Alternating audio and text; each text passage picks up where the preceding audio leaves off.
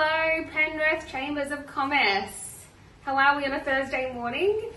Look, I thought it was really important regarding my presentation today that I include someone who is living with a disability, given we're talking about making our workplaces more accessible. So I have the amazing Kevin, who is a dear friend of mine, who lives in the Penrith community, so I thought could serve this conversation. So he's agreed to come and have a chat with me today, just for 5 minutes, just to tell you a little bit what's important to him about having an accessible community and being able to access amazing businesses such as yourself. So thanks, Kevin.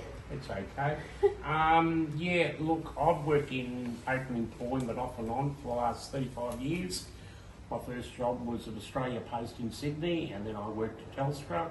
I've also worked in real estate, also worked for an advocacy service. I'm currently working for Active Care Network. I am very passionate about employment as far as people with disabilities concerned, people who have all types of disabilities. With me personally, I think the workplace has to be fully accessible, accessible bathroom, which is very important, also parking, and also the actual area where I would work with my disability as far as my chair is concerned.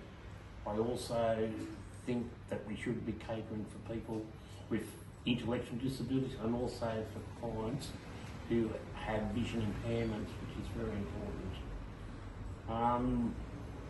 As far as equipment is concerned, having the right equipment to do your job properly is also important. And also the proper software, particularly for people who have vision impairments. Yeah, that's great advice.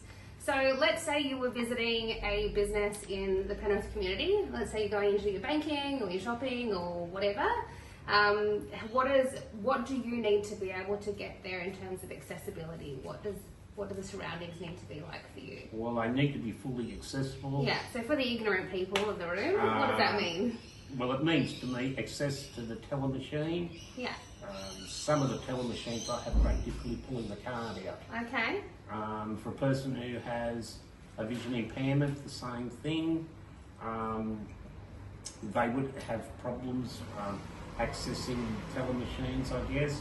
So it needs to be all accessible so we can use these important things to do our banking, and accessibility needs to also be good in those type of buildings. Yeah, so like you need, flat surfaces that are step-free so that your chair can get over it. That is quite correct. And tactile indicators for a person who has a vision impairment is also very important. Yeah, so some sort of like yellow stripping or whatever. Yellow stripping, yes, very, very important. Yeah, perfect. These are very important things. Yeah, and what about a doorway for your chair? What would be the ideal doorway for you to be able to fit through? The doorway should be wide enough for me to get my chair. I don't know the precise side, the actual side of the doorways, but they need to be accessible for wheelchairs. A lot of wheelchairs are made differently because people are different in body size and weight. So a lot of chairs have to be fit through those doors. But a lot of the banks do cater for that. So like something like this doorway, like a 1250 or your home doorway? This doorway is fine. Yeah. It's fine. So I've ticked the box, I'm doing good? Doing well. Good, okay. What else? If you were to give 5 top tips for businesses in your local area to make them more accessible for people with disability, what would they be? Make sure they're all accessible for everybody in the community. Love it. That includes people with vision impairment and also people with intellectual disabilities. And I'm going to give you some hot tips after this interview as to how you can make that possible within your business. What next? Go and talk to people with disabilities. Yeah, talk to you, right? Not talk to your carers. Not to your carers. Come and talk to the individual client themselves. Yeah.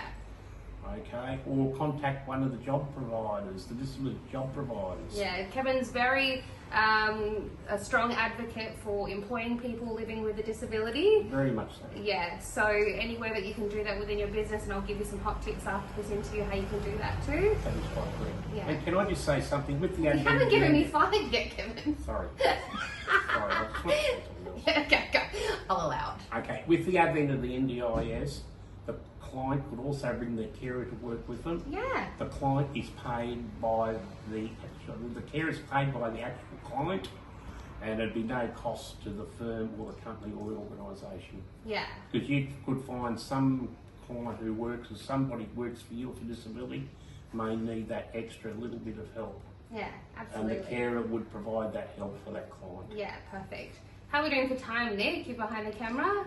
5.5 minutes. Oh, okay, we've only got a 10-minute presentation. I've got to allow some time for some tips and tricks. So 2 more, Kev? Anything else you want to add? Maybe for sensory people, some loud noises or anything like that, is it? Yeah, for sensory people, make sure that the office is quiet or the work area is quiet for people who have sensory disabilities. Yeah. Anything else you want to add? Yeah, look, I just encourage employers to start employing people with disabilities. I don't think there is enough out there, community working with disabilities in open employment, and I'm very passionate about it. Yeah. And would you be open to talking to business owners at the local chambers if I was? Most certainly. Okay, well I'll give you Kevin's details afterwards because you're an incredible advocate for your community. Thank you, appreciate it. Thank you. Thanks everybody. Thank you. Did I do all right? I've got to be